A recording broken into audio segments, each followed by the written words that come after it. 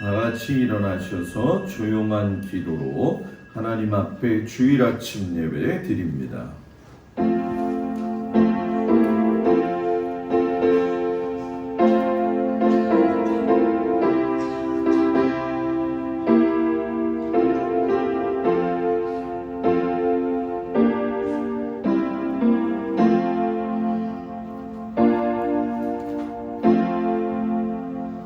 나는 오직 주의 사랑을 의지하여 싸우니 나의 마음은 주의 구원을 기뻐하리이다.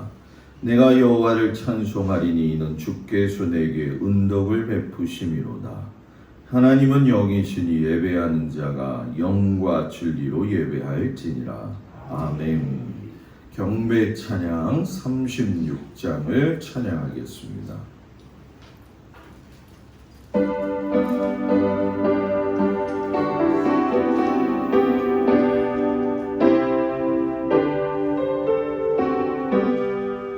주 예수 이름 높이여 다 찬양하여라. 금멸유감을 드려서 만유의 주 찬양.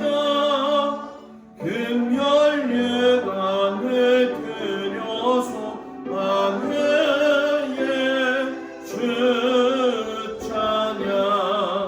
주 예수 당한 고난을 못 잊을 죄이나 내 귀한 몸에 바쳐서 만유의 주 찬양. 내 귀한 몸에 바쳐서 만유의 주 찬양. 이 지금 위에 거하는 온 세상 사람들 그 크신 위엄 높여서 만유의 주 찬양. 그 크신 위엄 높여서 만유의 주 찬양. 주 믿는 성도 다 함께 주 앞에 엎드려 무궁한 노래 불러서 만유의 주 찬양. 무궁한 노래 불러서 만유의 주 찬양. 아멘. 교동문 20번 시편 33편 말씀을 교독하겠습니다. 교동문 20번 말씀. 너희 의인들아 여호와를 즐거워하라. 찬송은 정직한 자들이 마땅히 할 바로다.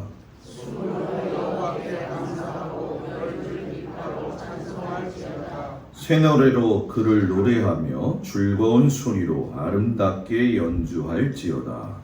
여호와의 말씀은 정직하며 그가 행하시는 일은 다 진실하시도다. 그는 공의와 정의를 사랑하시며 세상에는 여호와의 인자하심이 충만하도다.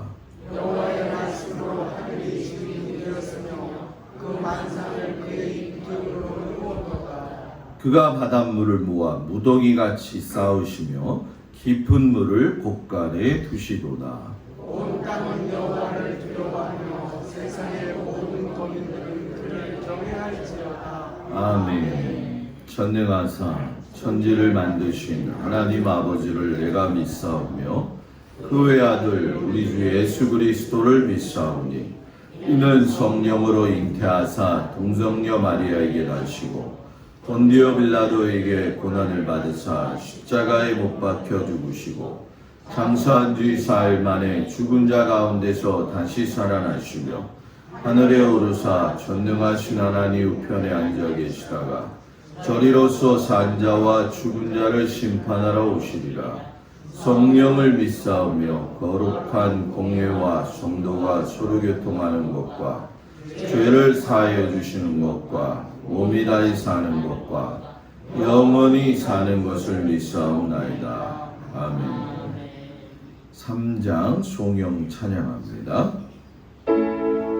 성부 성자와 성령 찬송과 영광 돌려 보내시 대초로 지금까지 또 영원 무궁토록 성삼위께 영광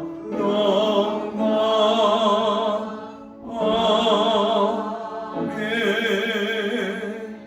자리에 앉습니다. 김필곤 장로님 기도해 주시겠습니다.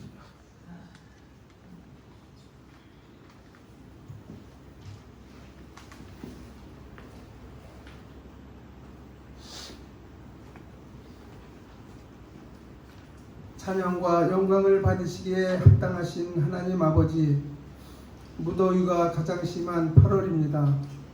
본격적으로 휴가가 시작되고 사람들의 마음이 들뜨고 있는 이때 우리가 깨어있게 하옵소서. 요즘은 각종 사고와 경제, 사회, 정치 문제로 많은 불안이 증폭되고 있습니다. 이 현실 가운데서 낙심하여 주저앉는 것이 아니라 기도하게 하시고 오직 주님만 바라보며 살아가게 하옵소서. 기도로 능력 있는 그리스도인의 삶을 통하여 성령 충만함을 받게 하옵소서. 응답받는 기도의 삶을 주옵소서. 예수 그리스도를 믿는 자들에게 허락하신 말씀대로 증거가 있는 삶을 살게 하옵소서. 사랑의 주님, 장마로 더위로 코로나로 피해를 입은 이들을 기억하옵소서. 그들을 불쌍히 여겨주시고 국민 모두가 이 고통을 서로 분담하여 아픔을 나누게 하옵소서. 어려울 때일수록 하나가 되어 슬기롭게 헤쳐나가게 하옵소서. 사랑의 주님, 나라와 민족 그리고 성도들을 위하여 기도와 간구를 게을리하지 않게 항상 깨어있는 그리스도인이 되게 하옵소서. 이 여름철에 성도들의 건강을 지켜주시고 동행하여 주옵소서. 구원의 주님, 우리의 삶이 주 안에서 시절을 따라 열매를 맺게 하옵소서. 우리가 기도로서 구하는 것들이 주님 마음에 합당하게 하시고 자나깨나 주님만을 바라보며 섬기게 하옵소서. 주님의 빛으로 우리 삶 속의 모든 어둠을 쫓아내어 주옵소서. 늘 성결하고 거룩하신 주님을 본받길 원합니다. 말씀 전하시는 목사님을 강건하게 붙잡아 주시고 우리가 말씀을 아멘으로 받아 더욱 건강한 그리스도인으로 성장하게 하옵소서. 우리의 예배를 받아주심을 믿고 귀하신 예수 그리스도 이름으로 기도드립니다. 아멘. 하늘에 계신 우리 아버지여, 이름이 거룩히 여김을 받으시오며 나라의 마옵시며 뜻이 하늘에서 이루어진 것 같이 땅에서도 이루어지이다. 오늘날 우리에게 일용할 양식을 주옵시고 우리가 우리에게 죄 지은 자를 사하여 준 것 같이 우리의 죄를 사하여 주옵시고 우리를 시험에 들지 말게 하옵시며 다만 악에서 구하옵소서. 나라와 권세와 영광이 아버지께 영원히 있사옵나이다. 아멘.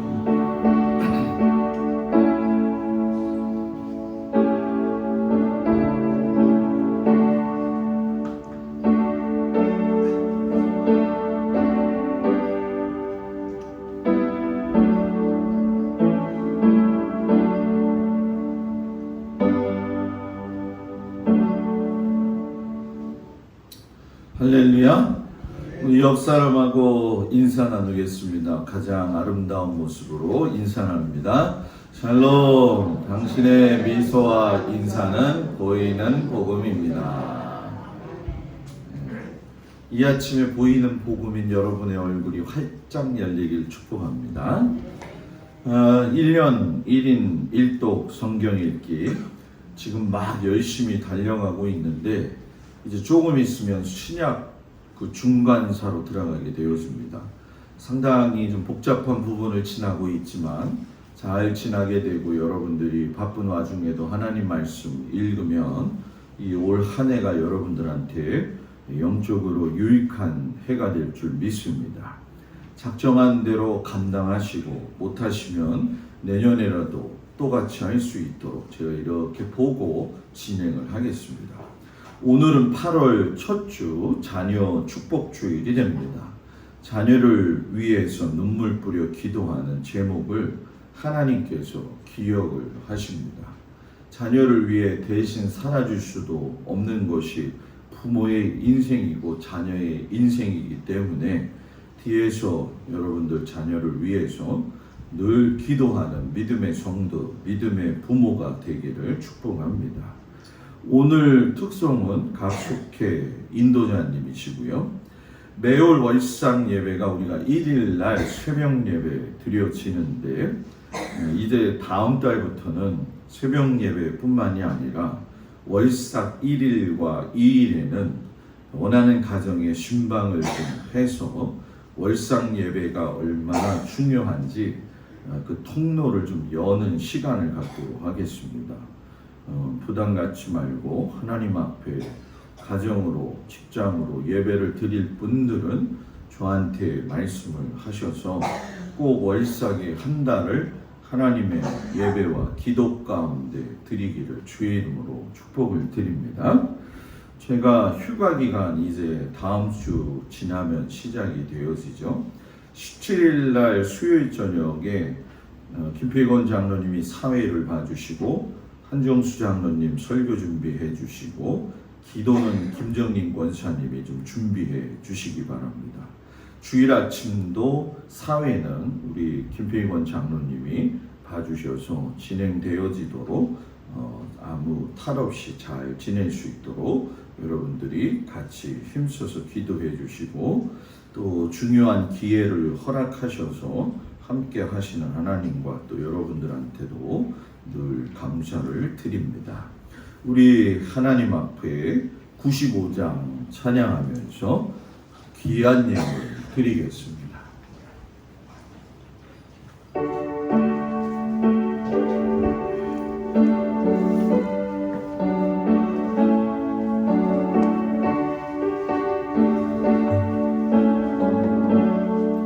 나의 기쁨 나의 소망 되시며 나의 생명이 되신 주 밤낮 불러서 찬송을 드려도 늘 하신 마음 은이세 나의 사모하는 선한 목자들 오늘 꽃다운 동산을 향해 우리와 늘 함께 하셔서 기쁨을 함께 하실까. 길도 없이 거친 넓은 들에서 갈 길 못 찾아 애쓰며 이리 헤매는 내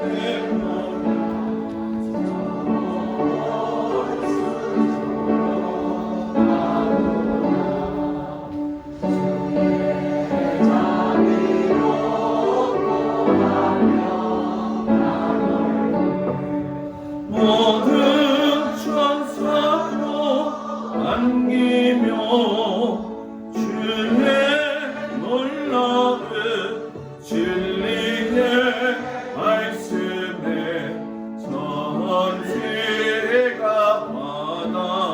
받아가도다.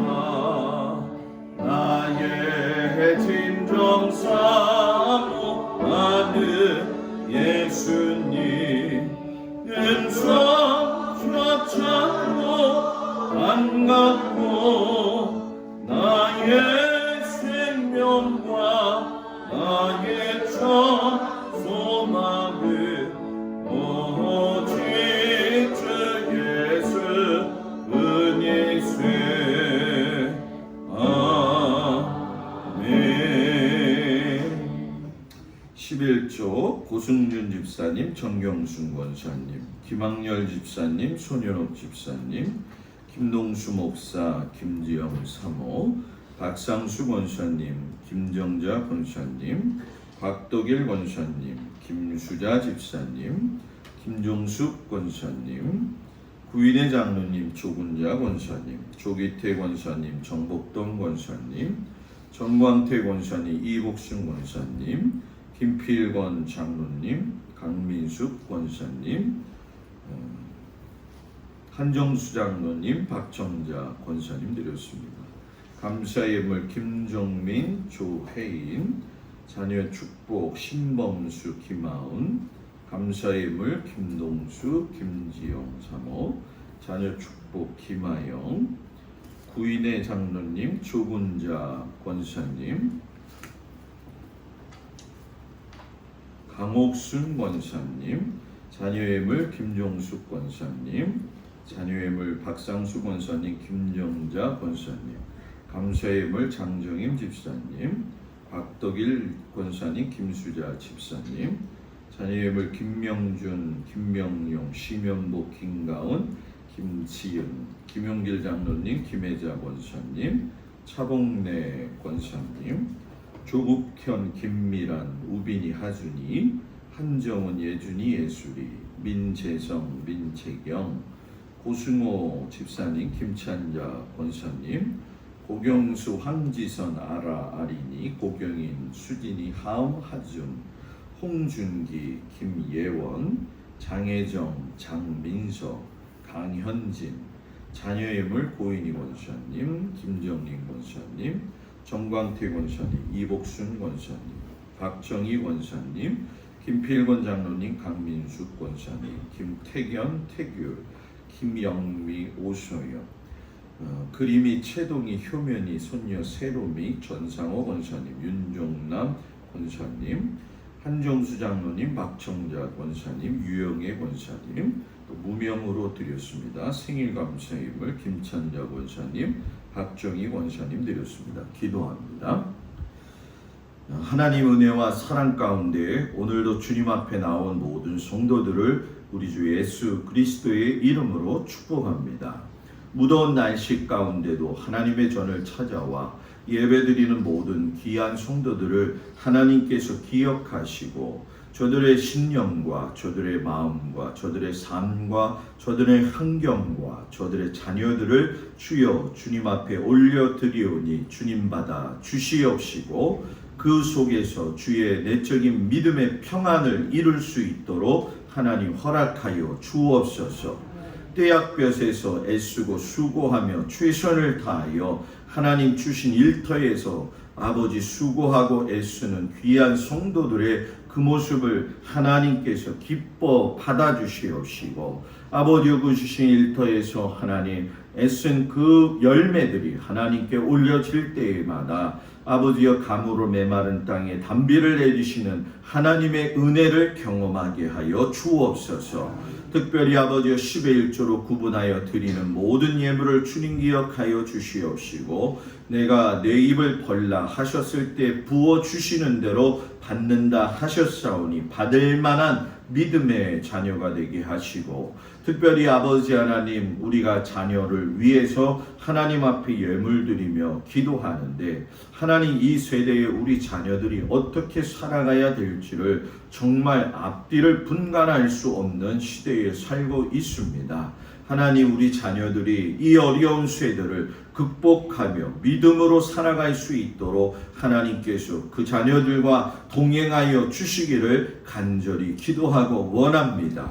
자녀들을 위해 대신 살아줄 수도 없고 아버지 그저 하나님 앞에 올려드리며 눈물 뿌려 기도하오니 이 아버지의 예물의 중요함을 깨닫게 하시사 하늘의 보화를 여시사 귀한 자녀들이 하나님의 평안함 가운데 믿음의 세상에서 지켜나갈 수 있는 은혜를 가지고 아버지 함께 가게 하여 주옵소서. 아버지 육신이 연약한 자들을 위하여 기도합니다. 하나님 도와 주시옵시고 주께서 은혜를 베풀어 주셔서 아버지 하나님의 병나음의 역사가 일어나게 하여 주시옵시고 마음의 근심과 걱정이 떠나가게 하여 주시옵소서. 모든 어르신들 장로님 권사님 외에도 하나님 건강을 지켜주시옵시고 모든 성도들이 이 더위 가운데 아버지 하나님 잘 지나서 가을의 추수의 기쁨을 누리게 하여 주시옵소서. 받아주시니 감사하며 예수님의 이름으로 기도드렸습니다. 아멘.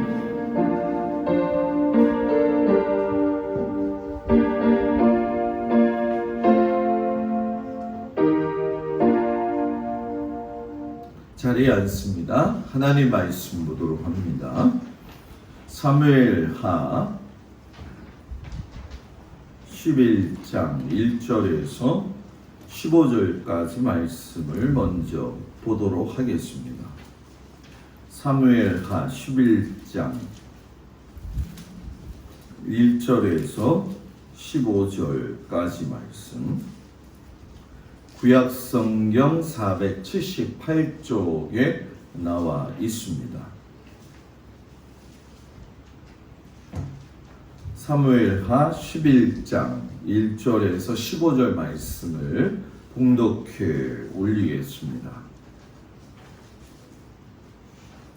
그 해가 돌아와 왕들이 출전할 때가 되매 다윗이 요압과 그에게 있는 그의 부하들과 온 이스라엘 군대를 보내니 그들이 암몬 자손을 멸하고 랍바를 에워쌌고 다윗은 예루살렘에 그대로 있더라.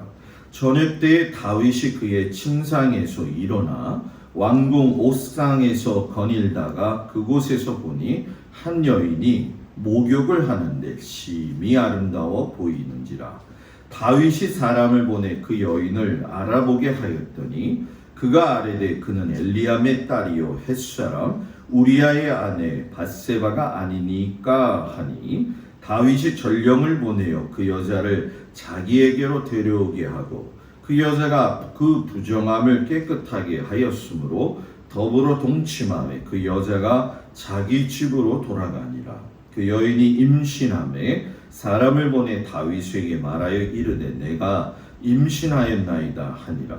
다윗이 요압에게 기별하여 햇사람 우리아를 내게 보내라 하매 요압이 우리아를 다윗에게로 보내니 우리아가 다윗에게 이르매 다윗이 요압의 안부와 군사의 안부와 싸움이 어떠했는지를 묻고 그가 또 우리아에게 이르되 내 집으로 내려가서 발을 씻으라 하니 우리아가 왕궁에서 나가며 왕의 음식물이 뒤따라가니라. 그러나 우리아는 집으로 내려가지 아니하고 왕궁문에서 그의 주의 모든 부하들과 더불어 잔지라.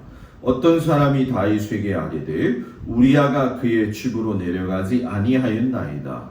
다윗이 우리아에게 이르되 내가 길 갔다가 돌아온 것이 아니냐.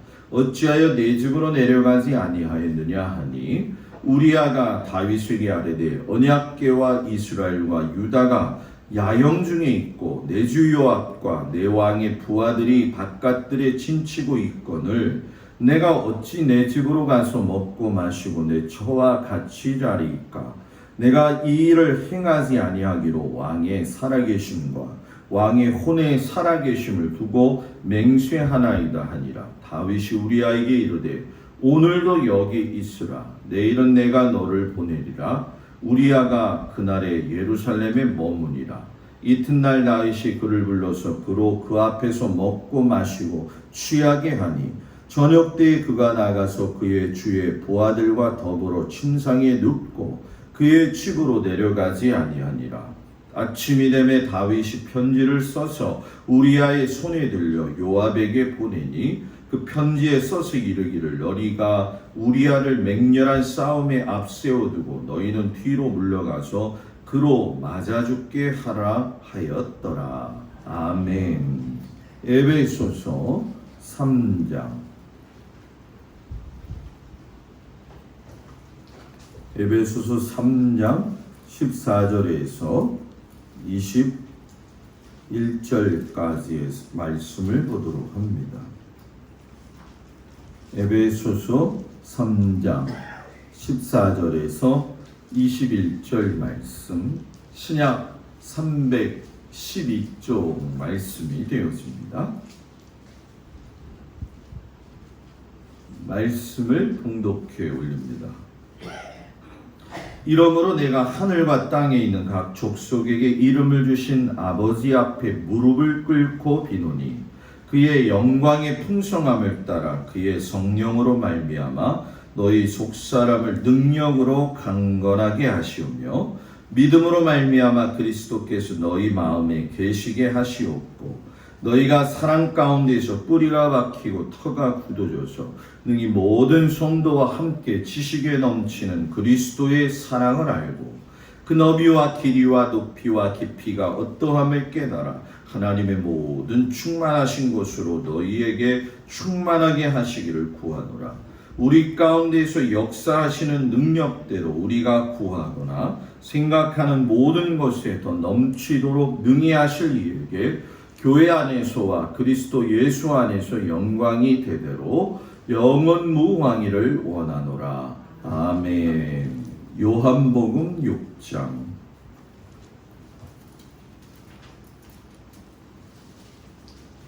1절에서 15절까지 말씀을 보도록 합니다. 신약성경 152쪽에 나와 있습니다.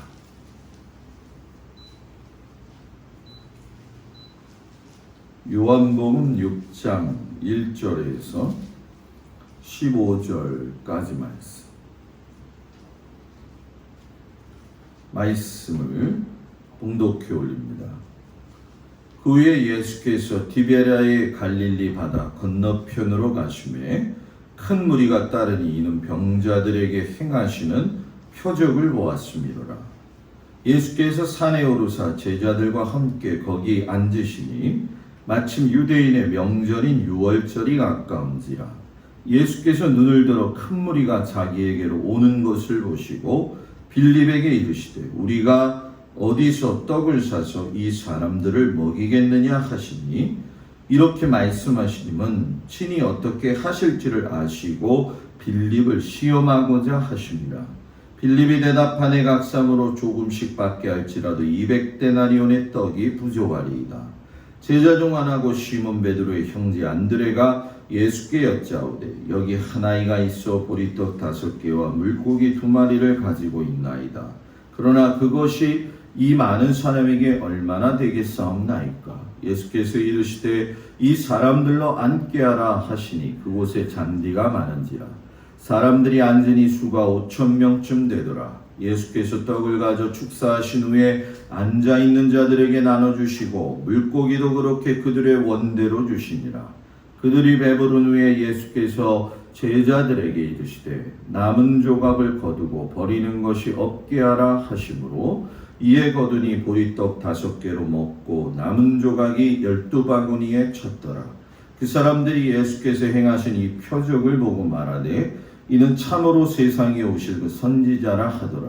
그러므로 예수께서 그들이 와서 자기를 억지로 붙들어 임금으로 삼으려는 줄 아시고 다시 혼자 산으로 떠나가시니라. 아멘.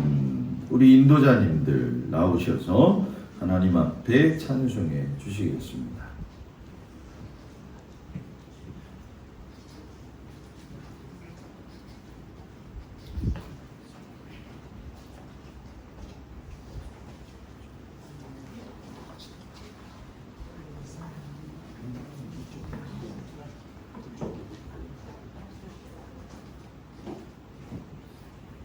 가운데로 모이시죠.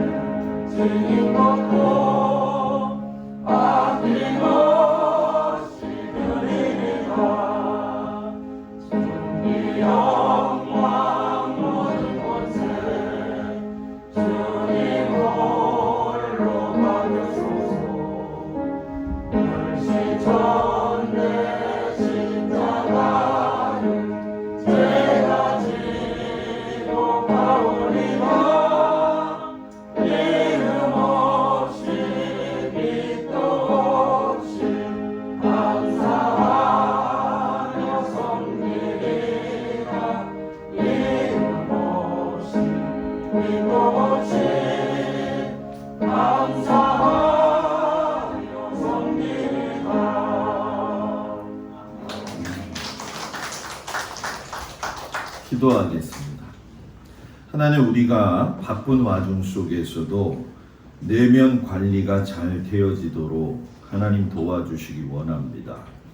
우리가 신앙생활을 함에 있어서 내면 관리가 참으로 중요한데 이것을 우리가 소홀히 여기는 경향이 많습니다. 하나님, 마음이 하나님 앞에 바르게 됨으로 하나님이 기뻐하시는 삶을 살게 하여 주옵소서. 예수님 이름으로 기도합니다. 아멘. 할렐루야.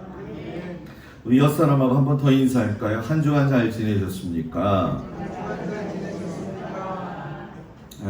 우리 무더위 가운데에서 수고하신 모든 성도님들, 오늘도 주님 앞에 나와서 예배드리게 하심을 감사드립니다. 그냥 주중에 권사님들 몇 분들 이렇게 제가 계속 돌아다니면서 만나면 땀 흘리는 그 모습이 너무 애처로워요. 그래가지고 저도 열심히 돌아다니면서 땀을 흘립니다. 이쪽 저쪽 다니면서 살펴보고, 혹여 중간에 목사님이 나한테 오진 않았는데 이렇게 해서 의심하지 마시고 보고 싶으면 언제든지 연락하는 은혜 있는 성도들 되기를 축복합니다. 우리 인도자님들이 반개월을 애쓰고 수고했죠. 부름받아 나선이고. 근데 너무 처져. 부름받아 나선이 몸은 열심히 가야 되는데 우리 인도자님들 올해 반 열심히 또 잘 감당해 주시기를 바랍니다. 오늘 무더위 가운데 오신 우리 성도들한테 같이 은혜 받을 말씀은 내면 관리가 영적 관리다. 조금 좀 내 자신을 살펴보는 좀 시간이 되어줬으면 좋겠어요. 비가 오길래 휴가 기간이라고 하지만은 그래도 뭐 동막에 비 맞으면서 올까 이런 생각을 가졌어요. 근데 주중에 보니까 이 비가 부슬부슬 내려도 많은 사람들이 그냥 비를 맞고 동막 해변을 다니더라고요. 왜 그런가 봤더니 코로나로 인해 가지고 이 거의 한 2년 넘게 3년 휴식을 취하지 못한 이 사람들이 그냥 뭐 이제 조금 좀 느슨해지니까 산과 들과 바다로 찾아가 가지고서는 지쳐있는 마음과 육신을 달래고 있구나. 그래서 이 동막에도 이렇게 많은 사람이 오는구나. 이런 생각을 했어요. 자, 이 시기가 매우 분주한 시기이고 또 휴가를 보내기 때문에 육신과 영혼이 강성해지는 그런 시간이 좀 되었으면 좋겠는데, 휴가 나온 휴가, 그리고 어떤 이러한 우리 같이 일하는 농번기의 특수 상황 속에서는 잠깐의 그 쉼 속에서 나의 그 내면을 좀 바로 볼 수 있는 안목이 있어야 된다는 거죠. 내가 지금까지 어떤 모습으로 살아왔고 또 앞으로 어떻게 살아갈 것이냐. 내가 하나님을 믿는 믿음의 백성이라고 하는데 어떤 믿음의 모습을 가지고 살았는가. 그리고 내가 믿음 생활을 한다고 했을 때 믿음은 하나님을 믿는 것 그 자체 신뢰인데 얼마만큼 신뢰하면서 살고 있느냐. 그리고 가장 중요한 것 중에 하나가 내가 지금까지 어떤 열매를 맺었고 앞으로 어떤 열매를 맺을 거냐. 의미 있는 삶에 대해서 내면 관리를 좀 할 수 있는, 되새겨보는 시간을 갖는 게 굉장히 중요하다는 거죠. 그 스위스의 정신 분석학자였던 융이 뭐라고 이야기했냐면, 밖을 보는 자는 꿈을 꾸고 안을 보는 자는 깨어있는 사람이다. 이렇게 이야기를 했어요. 안을 보는 사람, 내 내면을 제대로 보는 사람이 깨어있는 사람이라는 거죠. 기독교 역사를 살펴보게 되면 여러분, 자신의 신앙적 내면의 그 삶을 깨우기 위해서 많은 시도들이 있었습니다. 많은 수도사들이 광야와 사막에 들어가 가지고 세상과 단절을 하면서 하나님과의 깊은 관계를 통해서 자기 내면을 살펴보았어요. 소아시아에 가면 갑바도기아 지역이 있습니다. 거기에 가면 많은 버섯 모양의 바위들이 참으로 많이 있는데, 이 버섯 모양의 바위들은 석회석으로 되어져 있어가지고 사람이 손으로 이렇게 긁어내리면은 아주 잘 긁어내려요. 그렇기 때문에 곳곳에 갑바도기아 지역에 보게 되면 많은 수도사들이 자신들의 그 손으로 긁어낸 그 굴을 만들어 가지고 그 속에 들어가서 자신의 내면을 위해서 하나님 앞에 홀로 앉아있는 시간을 보낸 것이 아주 고스란히 남겨진 흔적들이 많이 있어요. 어떤 수도사는 굴에 들어가 가지고서는 죽기까지 한 번도 나오지 않으면서 그 속에서 자기 내면을 살피는 것에 대해서 굉장히 많은 하나님 앞에서의 고군분투가 있었다고 이야기를 하더라고요. 자, 여러분, 오늘 아침 설교가 여러분들한테 조금 좀 의미가 있었으면 좋겠는데, 여러분들은 어떻게 내면 관리를 하고 있느냐는 거죠. 사도 바울이 에베소서 5장에서 14절에 보면은 에베소 교회 성도들한테 이야기하기를 뭐라고 하냐면, 잠자는 자여 깨어서 죽은 자들 가운데서 일어나라. 에베소 교회는 아데미 여신을 섬기고 있는 세상적인 우상 숭배가 매우 많았던 곳입니다. 거리에 즐비한 창녀들도 많았었고, 그 와중 속에서 이 사도 바울이 한 것은 항상 이 두란노 서원에 가가지고서는 낮에 남들이 잠잘 시간에 사람들을 모아서 하나님의 말씀을 가르쳤어요. 왜 그랬겠냐는 거죠. 그리스도인의 삶이란 잠에서 깨어나가지고 구원을 향해서 가는 여정이기 때문에 그렇다는 거죠. 지금 주일 아침에 여러분들이 깨어 있어야 돼요. 피곤하고 졸리죠, 그죠? 다 이해해요. 그래도 깨어서 한번 말씀을 들어보세요. 깨어 있다는 건 눈만 말똥말똥 뜨어 있는 것이 깨어 있는 것이 아니에요. 자신의 영혼을 바로 볼 수 있는 것이 깨어 있다는 거죠. 예수를 많이 믿어도 세월 속에 시간이 많이 흘렀어도 깨어 있지 못하고 잠든 신앙의 삶을 살아가는 사람들이 있을까요? 없을까요? 있을까요? 없을까요? 있다라는 거예요. 네. 빨리 대답하지, 권사님. 네. 있다라는 거예요. 있다라는 거예요. 깨어 있는 사람은 참 그 내면 속에서 하나님이 말씀하시는 그 음성에 귀를 기울여요. 저도 이렇게 기도를 하다 보면 제 생각에서 다른 마음이 들 때가 저도 있지요. 사람이니까. 없을까요? 있지요. 그때마다 다시 수정을 해요. 그러면서 하나님 앞에, 하나님 내가 정신 차리게 하시옵소서, 그렇게 이야기하고 기도를 또 하거든요. 이게 예수 믿는 사람의 모습이라는 거죠. 불교가 이거를 조금 따라서 하더라고요. 한번 어느 절 앞을 지나가는데 너무 웃겨가지고 배꼽 잡고 웃은 적이 있어요. 왜 그런가 했더니 절 앞에다가 영성훈련 이렇게 써 있더라고요. 내가 잘못 봤나 하고서는 다시 봤더니 불교 영성학교 이렇게 열었다고 해놨다고요. 그래서 제가 아니 불교에서 영성을 이야기한다? 좀 너무 웃기다 이런 생각을 가졌어요. 그런데 영성이라는 말이 아니라 다른 말로 불교에서 자기 자신의 내면을 살피는 거를 참선한다 이렇게 얘기를 하죠. 그래서 한 2년 전, 3년 전 그 앞에 먼저 깨어있던 사람들은 5년 전부터 이 참선이 뭘까? 특별히 이제 유럽이나 미국에 사는 외국인들은 이 불교의 참선에 관심이 많아가지고서 일부러 들어와가지고 참선하는 프로그램에 함께 경험을 해보는 것들이 굉장히 붐이 일어났었어요.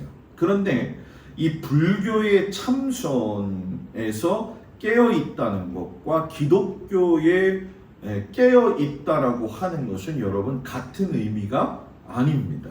왜냐하면 불교는 깨어있다는 참선은 세상의 모든 우주의 중심이 자기를 통해서 움직여지는 것이다. 그렇기 때문에 내가 경건해지고 내가 내면이 밝아지게 되어지고 내가 나를 다스리게 되어진다고 한다면은 이 우주를까지도 다스릴 수 있다.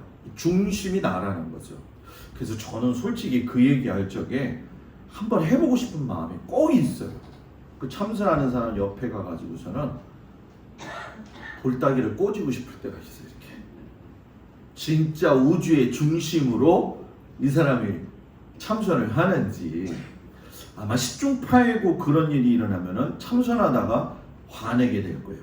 내가 나 스스로를 다스릴 수 있느냐? 여러분들이 여러분 자신 믿을 수 있어요?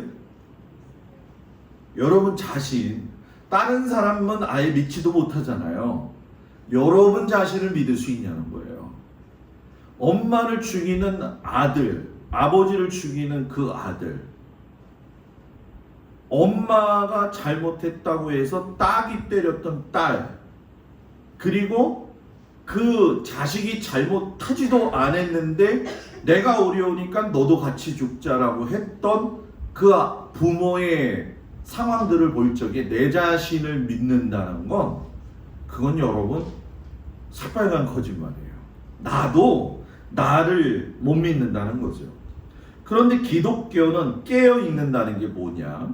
하나님 앞에서 나 자신을 살펴보면서 내 내면에 나를 채우는 게 아니라 예수님으로 가득 채워서 예수님이 주시는 기쁨으로 사는 천국 생활을 경험하는 것이 깨어있다는 거예요.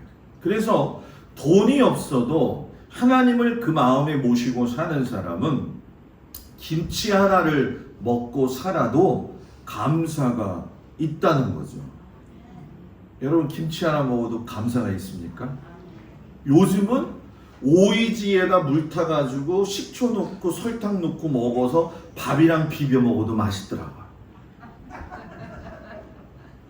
입맛이 없으니까, 그죠? 그거 굉장히 좋지 않아요? 아니, 목사님 딴소리 하신다는데 아니에요. 여러분 그거 하나를 먹어도 해갈이 되어지는 그 기쁨을 느낄 수가 있거든요. 꼭 고기를 안 먹고 꼭 뭐 회를 안 먹고 고기를 안 먹어도 이 더위에 무언가 하나 먹고서는 기운을 차릴 수 있다고 한다면 얼마나 좋은지요. 이번 주 중에 우리 김용기 장로님 댁 가가지고 예배를 좀 드렸어요. 김용기 장로님한테 제가 장로님 뭐 드세요? 그랬더니 김치 먹어요! 이러시더라고요. 김치 하나 드시면서도 기분 좋다고 얘기하시더라고요. 그런데 더 놀라운 게 뭐냐, 뭐 우리 참 감사한 거, 우리 나이 드신 권사님, 장로님 감사한 거 뭐냐면 김영기 장로님이 그러시더라고요.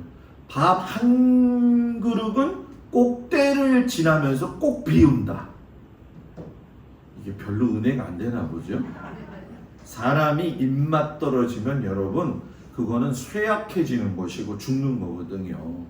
예전에 80, 90까지 산다는 건 생각하지도 못했어요. 그런데 어르신들이 나이가 되어서 그렇게 밥 한 공기를 먹을 수 있다는 거는 젊은 사람하고 비교했을 때에도 여러분 그건 굉장히 큰 은혜예요. 저와 여러분이 그런 은혜를 누리고 살아가는 것, 이것이 그 안에서 하나님 내가 김치 하나 먹어도 좋사오니 오이지 하나 먹어도 좋사오니 주님과 함께하는 것이 내게 은혜입니다. 이 은혜가 있기를 주의 이름으로 축복을 드립니다. 근데 간혹가다 신앙생활을 열심히 하시는 분들 가운데에서 내면을 살펴보려니까 세상하고 단절하는 게 내면 살펴보는 것이다. 이렇게 얘기해가지고서는 난 세상의 복잡한 사람들하고 그 환경 속에서 이야기하고 싶지도 않고 교회에서도 굳이 다른 사람들하고도 말 섞으면서 신앙생활하고 싶지 않고 이렇게 반응하시는 분들이 있어요. 여러분, 정확하게 이야기하면 그거는 내면을 살피는 게 아니에요. 고집이 생거고 자아가 건강하지 못한 거죠. 저는 여러분들한테 이런 것들을 잘 가르쳐 드렸으면 하는 게 제 마음이에요. 정말 내면을 살펴본다고 한다면 세상의 치열한 상황 속에 산다고 할지라도 자기 내면을 훈련시키려고 잠시 수도할 줄 알고 잠시의 그 멈춤 속에서 자기 자신의 현재 영적인 상태, 육적인 상태를 점검해 보아야 된다는 거죠. 그래서 아우구스티누스가 자기 내면을 보기 위해서는 잠시 멈춤이 필요하다라고 이야기를 했어요. 자, 이 얘기는 뭐냐면 사람은 너무 앞만 보고 달리다 보면은 집중해야 될 하나님께 집중하지 못하고 갈 때가 있다는 거예요. 그리고 마음의 혼잡함과 복잡함이 있을 때에는 하나님이 내 안에 계실 수가 없다라는 얘기죠. 자, 지난주에 다윗이 성전을 지으려고 했는데 하나님이 눌러 앉히셨어요. 성전을 그렇게 지고 싶어 했던 다윗에게 하나님이 요구하신 것이 무엇이냐면 너가 지금 모든 걸 멈추고 너의 내면에서 이 성전을 짓고자 하는 동기가 무엇이냐 다시금 살펴봐라. 나는 성전을 네가 지어서 그 성전에 들어가서 사는 것보다도 내 양들을 살펴보면서 하루 종일 행동하고 따라다니는 것 그것이 더 좋더라. 그러니까 내가 너를 선택할 때도 너가 양을 치는 그 모습이 내 모습 같아가지고 너를 갖다가 선택했다라고 이야기를 하시면서 그 다윗의 속마음에 대해서 이야기를 하셨죠. 물론 다윗은 그 내면에 하나님을 기쁘시게 하는 것도 있었지만 모든 이스라엘의 상황들이 다 평안하게 되어지니까 정치적으로도 백성들을 하나의 이 구심점을 찾기 위해서 성전을 지으려고 했던 그런 의도도 있어요. 그러나 이런 모든 것들의 배경이 된 것은 사무엘하 7장 1절의 지난주에 여러분들과 읽었던 말씀인데 여호와께서 주위의 모든 원수를 무찌르사 왕으로 궁에 평안히 살게 하신 때에 그 마음을 가졌다는 거예요. 여러분, 사람이 평안할 때가 좋은 것 같지요? 어떻게 생각하세요? 남들이 다 그러잖아요. 여러분들도 예수를 믿으면서 평안할 때가 좋은 것 같고 그렇잖아요. 그런데 여러분 그거 아십니까? 과학자들도 쥐를 실험할 적에 쥐에다가 스트레스를 조금 준 쥐하고 스트레스를 조금도 한 번도 주지 않은 쥐하고 살았는데 어떤 쥐가 먼저 죽었을까요? 스트레스 안 받은 쥐가 먼저 죽었어요.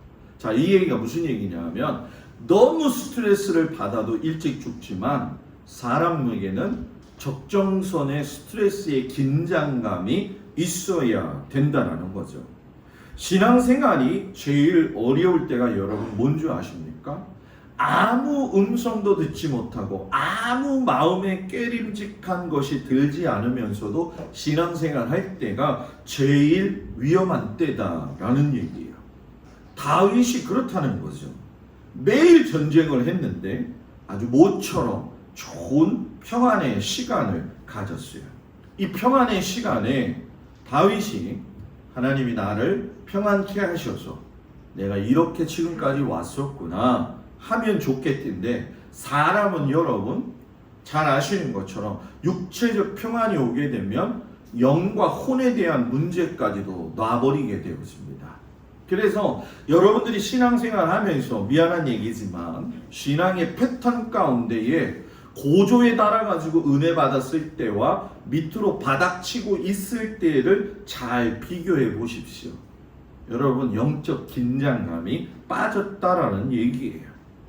다윗이 평안할 때에 해야 될 건 뭐냐? 내면 관리라는 거예요. 신앙생활 할 때 제일 중요한 건 내면의 관리가 제일 중요하다는 거예요.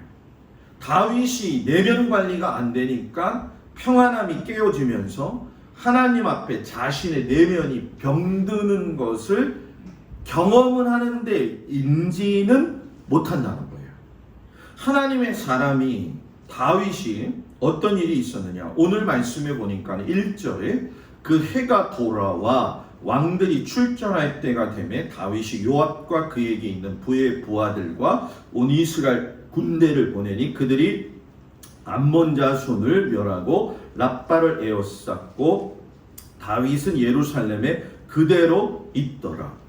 그 해가 돌아왔다는 얘기는 그 이스라엘 백성들의 절기력으로 새해가 돌아왔다는 것이고, 우리의 입장에서 보면은 3월 4월이 되어지면서 싸움하기 좋은 시절이 돌아왔다, 이런 뜻이 되어져요.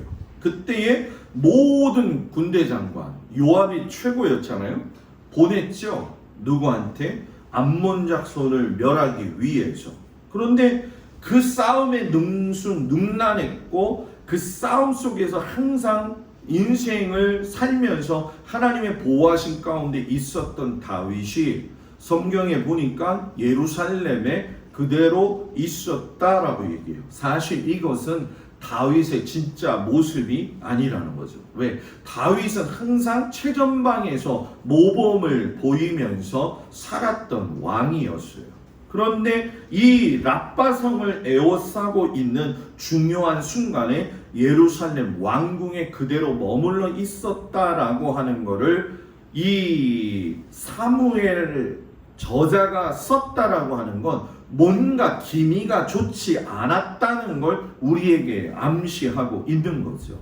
그러니까 다윗의 경계심이 느슨해지고 태만해졌다는 거죠. 그래서 2절에 보면 저녁 때에 다윗이 그의 침상에서 일어나 왕궁 옥상에서 거닐다가 그곳에서 보니 한 여인이 목욕을 하는데 심히 아름다워 보이는지라. 언제 일어났다고요? 저녁에 일어났다는 거예요. 실질적으로 팔레스타인 또는 터키, 그리스 지역에 가게 되면, 이탈리아는 좀 그렇지 않지만은 정오가 지나면서 1시 또는 2시에서 한 4시 사이에 낮잠을 자는 시간이 있어요. 너무 덥기 때문에. 요즘 여러분들이 더우면 낮에 집에 계시죠? 그죠? 그때 잠깐 잠드는 거, 그런 거 아주 꿀잠이잖아요. 그런데 다윗이 낮잠을 자서 일어난 게 언제냐? 저녁 때였다는 거예요. 아, 목사님, 그 다윗이 잠좀 잤다고 뭘 그렇게 타박을 합니까? 여기서 다윗을 타박하는 거는 다윗이 잤다라고 하는데 그 문제가 있는 게 아니라 자지 말아야 할 때에 잤다라는 게 문제였다는 거예요. 전시 상황 속에서 백성들을 살펴보고 전쟁의 상황들을 갖다가 면밀히 살펴보아야 되는데 긴장이 풀렸다는 거죠. 그래서 여러분 성경에 보면 잠자다가 죽은 사람이 참 많습니다. 이스보셋도 낮잠 자다가 목이 베어서 주임을 당했고, 드보라에게 쫓겼던 시스라 왕도 여러분 헤벨의 아내였던 야엘에게 자다가 맞아 죽었어요. 의자에서 앉아서 졸고 있었던 엘리 제사장도 법궤를 빼앗겼고 2 아들이 죽었다는 소식을 졸다가 의자에서 기대다가 뒤로 넘어져 가지고 목이 부러져 죽었어요. 자, 이 공통점이 뭐냐? 아까 말씀드렸던 거, 잘 수 있죠. 왜 못 자겠어요? 그러나 자지 말아야 할 상황에서 잠들어 있었다라는 거죠. 낮잠을 자고 일어났는데 왜 하필이면 또 여러분 옥상을 한가롭게 거닐었냐는 거죠. 다윗성의 구조는 위에서 밑으로 내려가요. 우리나라에서 여러분 산동네에 있는 땅값이 비싸요? 산 아래에 있는 강남의 땅값이 비싸요? 그냥 말하기 싫어요, 더워서. 어디 땅? 강남 땅. 여러분 그거 아세요? 이스라엘은 밑에 평지의 땅이 더 싸고 위의 땅이 더 비쌉니다. 그래서 좋은 주택들은 다 산 위에 있어요. 그러니까 다윗성의 구조도 제일 좋은 자리는 어디예요? 맨 위, 다윗 왕이 사는 성이었죠. 그래서 그 구조를 보게 되면 다윗이 옥상에 올라와서 이렇게 보면 제가 여러분들을 보는 것처럼 쭉 다 보이게 되어져 있었어요. 그러니 여기서 집마당들이 다 보이는데 참 이상하죠. 불길한 예감은 한 번도 틀린 적이 없어요. 목욕하는 여인이 눈에 보인 거죠. 고대 근동 지역에서는 집 앞마당에서 목욕하는 게 보통이었어요. 그렇기 때문에 법으로도 이웃을 내려다보는, 이웃집을 내려다보는 행위는 금지되어져 있었는데 다윗은 목욕하는 그 여인에게서 그냥 시선이 딱 멈추어 버린 거죠. 뭐 다윗이 표현하기를 심히 아름답다고 표현했는데 밧세바가 정말 얼마나 이쁜지에 대해서는 저도 못 봤기 때문에 잘 몰라요. 그런데 성경에 보게 되면 이런 비슷한 뉘앙스를 가진 사건이 나옵니다. 그게 뭐냐면 창세기 3장에 나와 있는 하와가 이 선악과를 보았을 때의 이야기인데 여자가 그 나무를 본즉 뭐 했다? 먹음직도 하고 보암직도 하고 지혜롭게 할 만하다. 아니 맨날 보던 그 선악과가 그날은요 먹음직도 하고 보암직도 하고 그냥 지나갔었어요. 그런데 왜 그날 그렇게 보였겠냐는 거죠. 자, 여기서 정말 중요한 게 뭐냐? 자신의 내면을 관리하지 못하니까 하와도 맨날 보던 그 선악과에 대해서 탐심이 생긴 거죠. 야, 하나님이 왜 저걸 먹지 말라고 그러지? 그리고서 한번 보니까 참 먹을만 하네. 요 마음이 생긴 거죠. 다윗도 똑같다라는 거예요. 풀어져 있던 그 마음의 육신의 상태에서 목욕하는 여인을 보니까 마음에 요동함이 치인 거죠. 헤르만 헤세가 이런 얘기를 했어요. 우리 안에 없는 것은 우리를 흥분시키지 않는다. 맞는 말 아니에요, 여러분? 마음에 돈이 가득하면 모든 게 다 돈으로 보여요. 우리 교인들은 안 보이나 봐요. 마음에 욕심이 가득 차면 모든 게 다 욕심입니다. 마음에 안 좋은 게 있으면 다 안 좋은 걸로 보게 되어지는 거죠. 다윗의 마음에 음욕이 없었다고 한다면 그 자리에 굳이 있을 필요가 없는 거죠. 여인을 봤다 할지라도 왜 안 봤어? 하고 돌아서면 되는 거예요.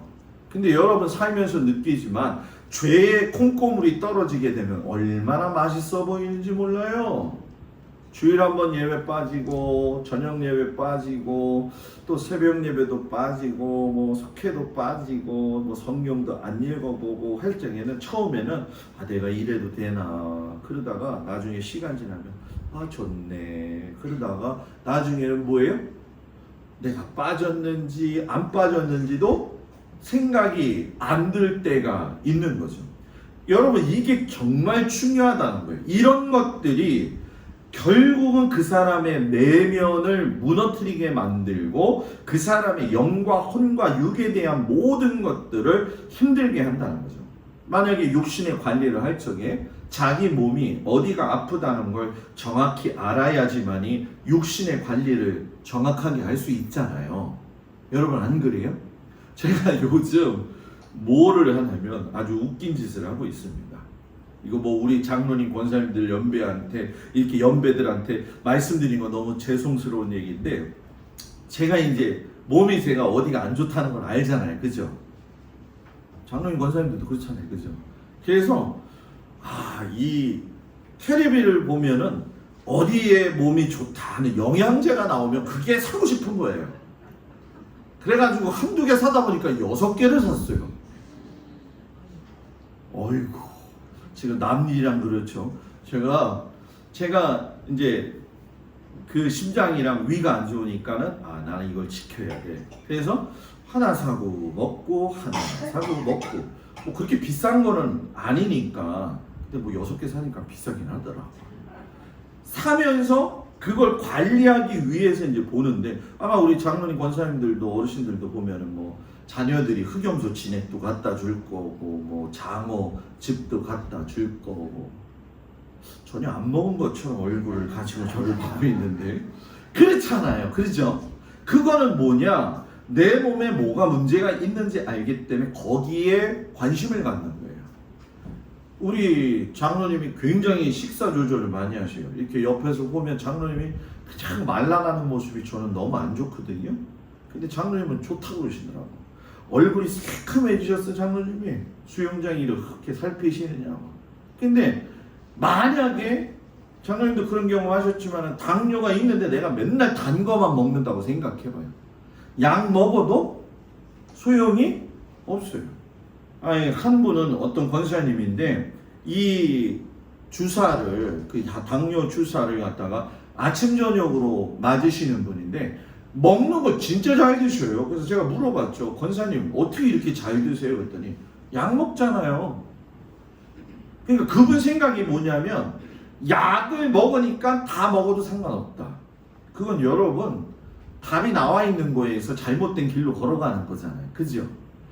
육신도 아프면 관리를 잘해야 되는 것처럼 영혼도 정신도 깨어있지 않으면 민감하지 못하게 되어지니까 다윗이 여러분 뭡니까? 그 속에서 음욕이라고 하는 강력한 죄의 마음이 자리 잡기 시작을 했고, 죄의 본성과 그 습성은 죄가 주는 그 능력에 대해서 우리가 너무 쉽게 간과할 때가 많아요. 예수를 믿으면서 여러분들 죄에 노출되어졌다라고 하는 느낌이 들 때가 있습니까? 없습니까? 있지요. 이게 없다고 한다면 문제가 심각한 거예요. 예수를 믿으니까 더 죄가 나를 어렵게 하고요, 더 죄가 나를 유혹하고 있다는 걸 느낄 때가 참 많아요. 그런데 여러분, 내 영혼이 깨어 있다라고 하는 건 결국 내 삶에 지금 영적인 기류가 어떻게 흘러가고 있느냐, 육적인 기류가 어떻게 흘러가고 있느냐를 이 마음속에서 귀 기울여 가지고 듣는 것이죠. 그런데 이 다윗이 여러분 그 뒤에 보니까 3절 4절에 사람을 보내 가지고 그 여자를 데리고 오게 하려고 알아봐요. 밧세바라고 하는 여인이죠. 그리고 어떻게 합니까? 같이 잠을 자죠. 그러니까 자신의 내면을 보지 못하니까 깨어있지 못하게 돼서 결국 음욕을 통해 가지고서는 그것이 이루어지는 거예요. 항상 죄는 그렇게 돼 있어요. 잉태하게 돼 있고, 잉태한 거는 실행에 옮겨지게 돼 있어요. 그 실행에 옮겨질 적에 단호하게 딱 끊어버려야지만이 이길 수가 있다라는 거죠. 그래서 여러분 옛날에 어르신들이 그러더라고요. 바느질 하다가 졸리면 어떻게 한다고요? 에? 에? 바느질 하다가 밤에 피곤해서 졸리면 바느질 잘못할까봐 바늘로 찌른다 그러더라고. 허벅지를 깨려고. 어쩌면 우리에게 정말 필요한 건 그런 거 아닌가. 다윗이 그렇게 하나님 앞에 인정받는 사람이었는데 한번 죄에 노출되어지니까 파도 앞에 무너지는 모래성같이 무너지는데, 여러분 5절에서 11절 내용을 제가 간략하게 이야기하면 그거죠. 임신해버렸어요. 야, 이거 큰일 났네. 요압한테 전령을 보내가지고 우리아를 빨리 보내라. 그래서 우리아를 갖다가 집에다 들여보내가지고서 임신을 한 것처럼 하게 만들려고. 근데 이 우리아가 들어가서 잠을 안 자네. 또 다시 불렀어요. 술을 먹였어요. 술정신에 들어가게 하려고. 그런데 술정신에도 안 들어가게 해요. 여러분, 그러니까 다윗이 편지를 씁니다. 내가 보내니까 전쟁하다가 너희들 뒤로 다 빠져. 그리고 우리아가 죽게 내버려둬. 여러분, 다윗의 이 모습을 보면서 여러분들은 놀라지 않아요? 저는 놀랍니다. 그렇게 하나님을 사랑하고 하나님의 말씀대로 살려고 했던 그가 자기의 범죄를 숨기기 위해서 온갖 잔꾀를 부려요. 하나님의 사람이라 할지라도 죄 앞에 노출되어지면 잔꾀가 보인다라는 거예요. 누구 앞에? 하나님 앞에. 우리가 자녀들을 키워보면 자녀들이 아침에 일어나면 엄마 배 아파. 이게 뭐가요? 학교? 가기 싫다. 이거잖아요. 잔꾀가 보이죠. 그런데 잔꾀가 보일 적에도 그냥 보내는 엄마가 있고 그냥 내려앉히는 경우가 있잖아요. 여러분, 하나님의 눈에 우리가 얼마나 잘 보이겠냐는 거예요.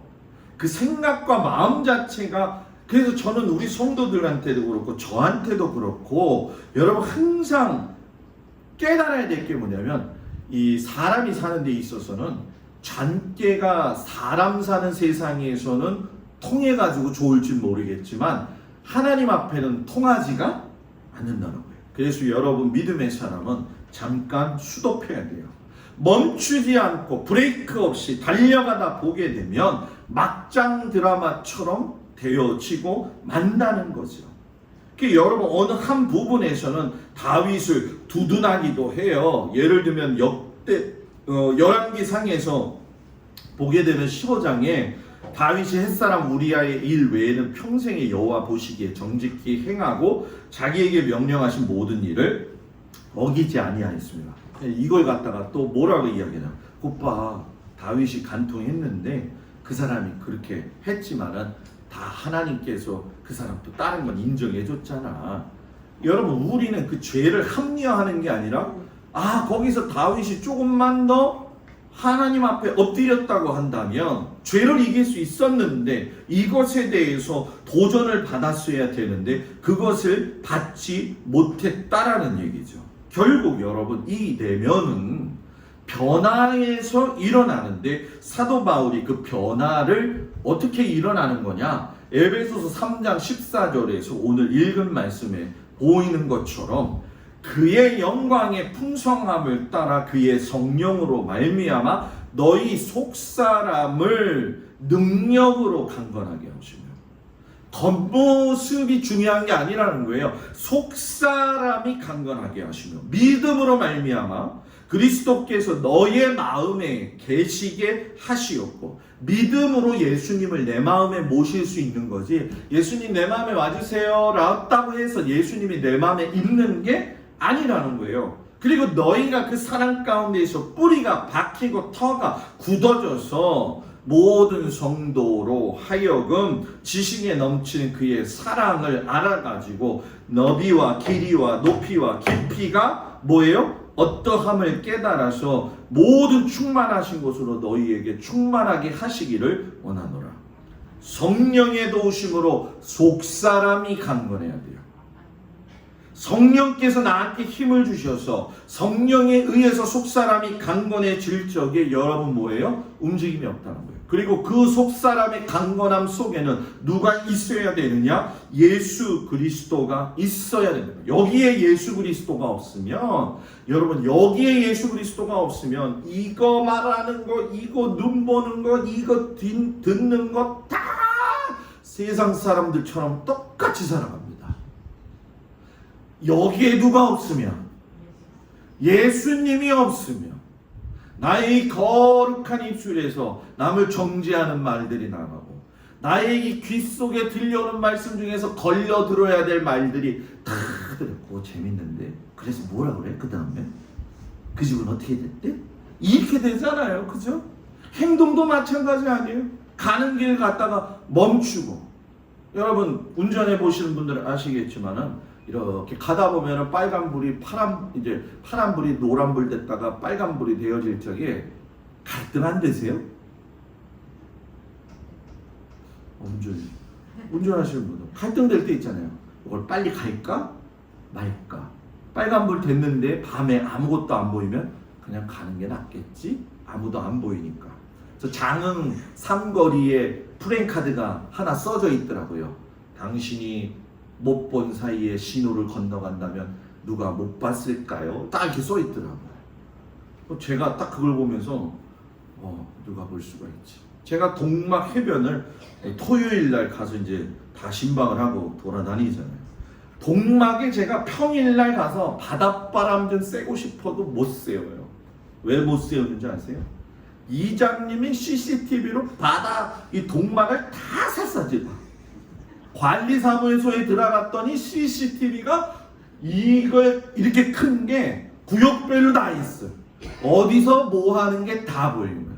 그럼 그럴 거 아니에요. 아, 저 목사님은 팔자도 좋네. 저거 와가지고서 저렇게 바닷바람 맞고 있네. 이게 겁나는 거예요.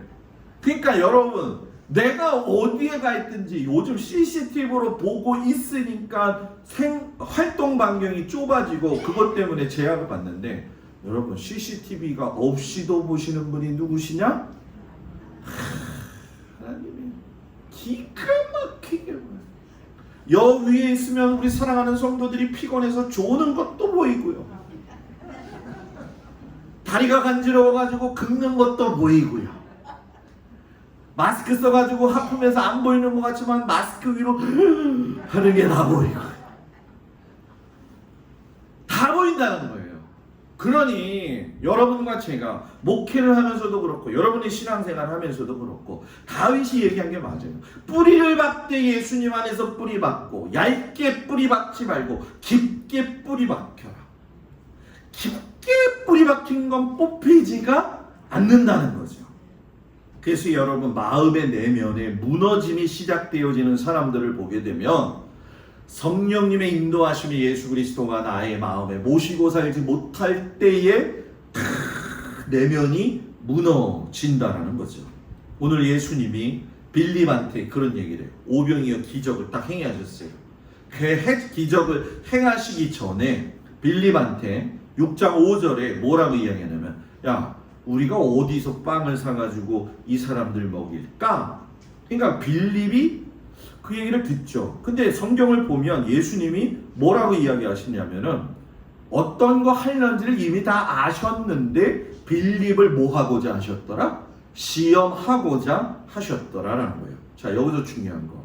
예수님은 지금도 똑같이 빌립에게 하셨던 것처럼 우리에게 그 일을 행하신다는 거예요. 너 믿음이 어떤지 내가 한번 보자. 너 믿음은 결국 너 내면에서 나오는 거다. 빌립이 그래서 머리로 빨리 계산하죠. 이거 계산해 보니까요, 한 200데나리온의 떡이 부족합니다. 이 빌립은 계산이 빠른 사람이에요. 계산이 빠른 사람들이 있잖아요, 살면서. 있어요, 없어요? 있죠. 뭐 먹을 때도 그렇고 계산을 탁탁탁 하잖아요. 이거 얼마지? 이거 내가 내야 되나 말아야 되나? 이거 어떡하지? 이런 때 생각할 때가 있잖아요. 이게 밥 먹을 때도 저 밥이 저 반찬이 더 맛있나? 이 반찬이 더 맛있나? 계산하잖아요. 그죠? 항상 그래요. 사람 관계도 내게 유익이 되는 사람에 더 새겨야 되겠느냐? 말겠느냐? 이런 식으로 계산할 때가 있거든요. 근데 이 빌립이 그랬다는 거예요. 그런데 예수님이 빌립에게 원하신 건 너가 신앙의 눈을 가진 명석함이 있는 그 마음의 내면이 있기를 원하셨다는 거죠. 이 말은 쉽게 설명하면 너가 나의 마음과 나의 눈으로 모든 걸 보기 원한다. 그래서 여러분, 그 사람의 마음에 담고 있는 건 그 사람 입술을 통해서 다 나오게 되어져 있다고 제가 누차 이야기하잖아요. 그리고 그 마음은 믿음으로 표현이 되어지는 거예요. 믿음이 적은 사람은 믿음이 적은 고백을 할 것이고, 믿음이 큰 사람은 큰 고백을 할 것이고, 이것도 저것도 아닌 사람은 불평을 할 것이라는 얘기죠. 그래서 마음의 크기가 믿음의 크기가 되고, 믿음의 크기가 됨됨이의 크기가 되는 거예요. 뭐라고요? 뭐라고요? 마음의 크기가 믿음의 크기가 되고, 믿음의 크기가 됨됨이의 크기가 되어진다는 거예요. 그러니 여러분, 됨됨이가 안 좋으면서도 믿음 큰 척하는 사람들이 얼마나 많아요. 이거 너무 전국을 찔렀나? 믿음이 큰 것 같이처럼 얘기하면서도 됨됨이가 안 된 사람들이 굉장히 많습니다, 여러분. 요런 말에 대한 언어의 차이점을 여러분들이 설교를 통해서 잘 깨달아야 돼요, 여러분. 믿음이 보여지는 게 좋게 보여진다고 해서 다 좋아지는 게 아니라 그 사람 됨됨이. 뭐라고요? 그 사람 됨됨이. 자, 옆 사람 보면서 그 사람 됨됨이. 그 사람 됨됨이. 그래서 여러분, 세상 팔도에 정말로 살아갈 적에 그 사람의 마음을 숨긴다고 하지만 사람이 살면서 권사님들도 우리 모든 성도들도 느끼지만 어느 정도 인생을 살다 보면 사람 새기다 보면 저 사람이 어떤 사람인지 금방 알잖아요. 저는 또 특별하게 목사이기 때문에 여러분들한테 부담 주려고 하는 말이 아니라 육신적으로 보는 것뿐만이 아니라 영적으로도 여러분들을 보면서 케어해야 되기 때문에 다 알고 있어요. 단지 그거를 정확하게 이야기하고 싶지만 기다리는 거죠. 왜? 목사님이 칭찬해 주는 게 더 좋아요? 아니면 혼내는 게 더 좋아요? 뭐 이제 목사님이 좀 잘못하면 목사님이 혼냈다고 이야기를 하잖아요. 안 그래요? 그래야 안 그래요? 그래서 저는 큰 소리로 얘기도 못해. 저기요 이렇게 얘기해야 되지 그냥 조금 얘기하면은 목사님이 소리 지르고 나갔다고 얘기할까봐 얘기도 못하겠어. 그렇잖아요. 권사님 밥 많이 드셨어요? 이렇게 해야지 목사님이 나한테 밥 먹었냐고 그래 이런다고 또. 그렇기 때문에 굉장히 조심스럽거든요. 그러니 여러분 성도들이 다 생각해 보라는 거예요. 상황 속에서 여러분들이 이 톤, 음성 다 이건 다 내면 관리에서 나오는 거예요. 내면 관리에서 얼굴의 인상까지도 내면 관리에서 나오는 거예요. 제가 참 못된 사람이었던 게 내면 관리가 안 돼가지고 악센트가 강할 때가 참 많이 있어요. 그래서 하나님 앞에 그거 놓고 기도해요.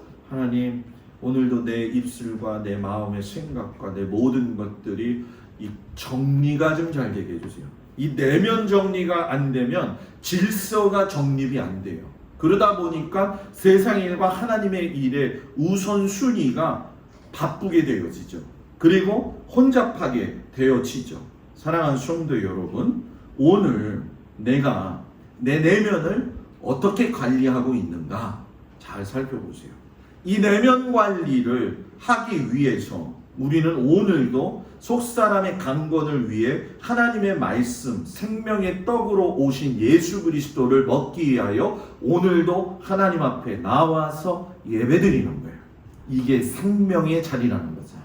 저는 우리 성도들이 내면 관리를 잘 해가지고선 여러분의 그 신앙이, 여러분의 인생이, 여러분 생각해봐요. 마지막까지 80, 90을 사는데 하나님 앞에 갔을 때 부끄럽고 내세울 게 없다고 한다면 얼마나 부끄럽게 산 거냐는 거예요.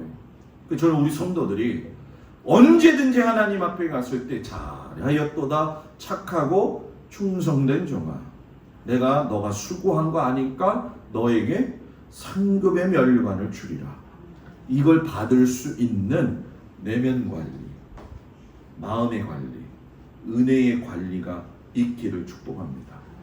우리 옆 사람하고 한 번만 더 얘기해요. 내면 관리를 잘 합시다. 다 같이 일어나셔서 기도함으로 몸에 아픈 곳에 손을 얹고 기도합니다. 이 시간 하나님이 찾아오셔서 나의 내면을 붙들어 주시고 하나님 앞에 깊이 뿌리박게 해달라고 아버지 하나님 이 시간 우리 주 예수 그리스도의 이름으로 선포하며 기도합니다. 하나님 모든 성도들에게 분주한 마음, 또 다급한 마음, 여러 가지 마음이 있겠지만 마음과 뜻을 정하여 내면을 잘 살펴보아서 하나님 곁길로 나가지 아니하고 영적인 긴장감이 끊어지지 않게 하시고 깨어 주님을 바라보며 믿음의 온전한 길을 걸어갈 수 있도록 은혜 내리어 주옵소서. 그 사람의 마음의 크기가 믿음의 크기가 되고 그 믿음의 크기가 내면의 댐댐이의 크기가 되어진다는 걸 깊이 알게 하셔서 하나님 앞에 섰을 때에 부끄럽지 않도록 허락하시옵소서. 하나님 손을 얹고 기도할 때에 우리 성도들 가운데 아픈 성도들이 있습니다.